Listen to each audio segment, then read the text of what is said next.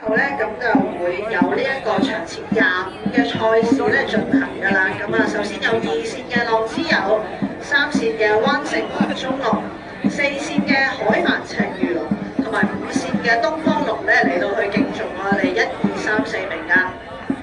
好啦，呢、個北圈第2場嘅賽事過咗第一個浮波咧，哇！今次真係4條龍都差唔多同步滯喎，好近。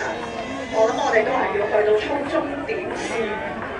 都真係都未必可以分得到究竟即係邊個會係攞到第一名喎。暫時肉眼睇啦，似乎咧嚟到第2個浮波咧，就咧呢個2線咧稍咧早少少到嘅，但係其實4條都係非常之接近。5線咧亦都上緊嚟嘅，最後呢個衝刺嘅階段咧，大家都好努力齊咗比埋落去啦。最後少少咧，究竟咧係咪真係5線可以第2票嘅嚟咧？哇！